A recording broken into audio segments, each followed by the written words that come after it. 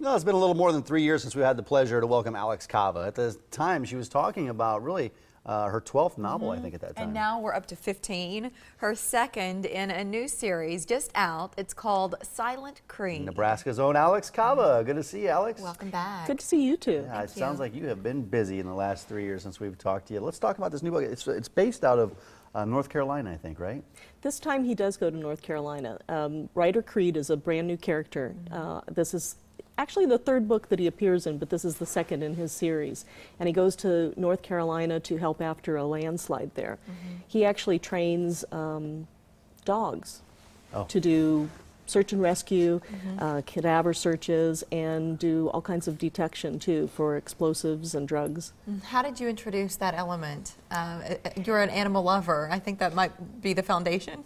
I love dogs. I mean, for years I've been writing about murder, and I don't have any kind of a background in law enforcement or in crime, I should say. And I've always wanted to do something more with dogs because I love dogs. And I met a couple of cadaver handlers probably about 10 years ago, and ever since then I've wanted to introduce one. And I introduced a dog and a handler in Stranded a couple of years ago with my Maggie Odell novel, and just decided this guy deserves a series of his own. Spin it off. Right, Yes, so I love this guy. Yeah, so you got dogs in there. And then I think a lot of your past books, if I remember correctly, were based in the Midwest.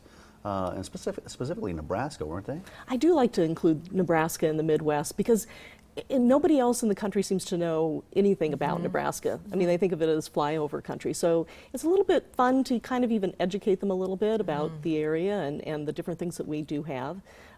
So I do like to include lots of different locales, but Nebraska is one of my favorites. You're talking about these series. The first series was 11 books? 11 books, yes. So at what point as a writer do you decide it's time to change course? That had seen its time and you were ready for something new, that readers might have been ready? Well, actually, I don't think that series has really done its course because nice. I'm not finished with it. The plan is that after I introduce this series, I'm going to do one of each every year. Wow. So are you talking about the FBI profiler series? Yes, Maggie Odell will continue. Yeah. And You're going to write actually, 2 books a year? I'm going to try, yes. I'm going to try. And I will. Maggie actually is included in the Ryder Creed series too. She's the investigator that usually comes in, and because Creed isn't an investigator, he doesn't have a law enforcement background. He and his dogs, you know, are used to find whatever it is that they're looking for, and then it's nice to have somebody else come in and do the investigation. So I'm bringing Maggie along for that, and the plan is to do one of each for a while. Alex. I know. That's a lot. I don't know how It's gonna you be do. crazy. So you do you're trying to do 2 books a year. How do you fit that in? Do you ever get writer's block and you just sit there for Absolutely. days on end trying to figure out where to go with it next? Well, you can't really afford to have writer's block when you've got a deadline. So you just write, and sometimes it's crap that you write, but you've got to keep writing because it's so much easier to edit crap than it is to edit a blank page. That's so honest of you to say that you acknowledge not everything you write the first time, that it's brilliant, that people would love it and embrace it. Hardly ever. I mean, edits are a huge part of what I do. Yeah, so just get something on paper. As essentially what you do. Absolutely, absolutely. What about the research that goes into it? Because you said you didn't have a background in this stuff. It's just a curiosity to start. So how do you go into making sure that everything's accurate as you're telling these stories? I've been very lucky because I've had a lot of experts who have come to me and offered me their help and their expertise. And I know a lot of people in the area now who, from FBI profilers to homicide detectives to forensic technicians to now dog handlers too. So I depend on them for a lot of the facts and a lot of the expertise. And oftentimes it's kind of funny because if you see something in my book that you think, oh gosh, that's just too strange, that's probably one of the real tidbits that I've gotten from them. Have there been any situations that you've had to research harder than the others that didn't come as easy? Always, always. And I'm always surprised. You know, one of the reasons why I wanted to do dogs is because I thought, well, this is something that I know now. This is something that I love. It should be, kick back and be a little bit easier.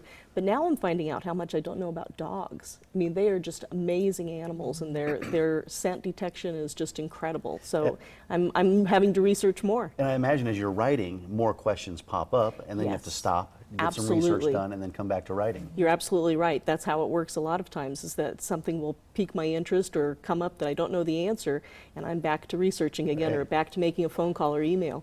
You were a girl when you realized you wanted to write, weren't you? I mean, yes, if I remember correctly? Absolutely. I was probably about 11 or 12, and I was, writing stories and hiding them underneath my bed. And yeah, so I've been writing for a long time, but I actually didn't realize that I could have a career in it until I was, well into my 30s. So I kind of started out late. All right, you're going to be in Omaha just until a couple days, right? I leave tomorrow, and then I'll be back. I'll be back for the rest of the month. I'm going to be doing some signings around town. In the middle of August, the 15th. Yes. You'll be at Barnes & Noble at Oakview Mall from 3 until 4 o'clock. If you're a fan of Alex's work, your chance to meet her, to get this newest book signed, again on the 15th, and then online it's alexkava.com. So Alex is talking about her love of animals. And I've got one of these leashes here. Are you handing these out at the signing, or where can fans get one of these? It says, On the Run with Alex Kava. Aren't these cool? We actually have been giving those with everyone who purchases a book. And those have been just kind of fun.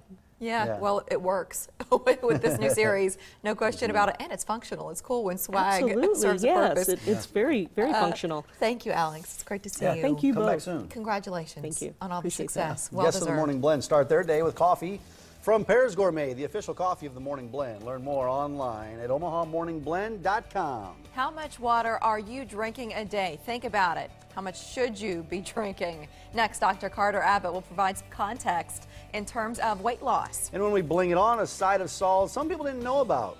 John will join us at 9:35.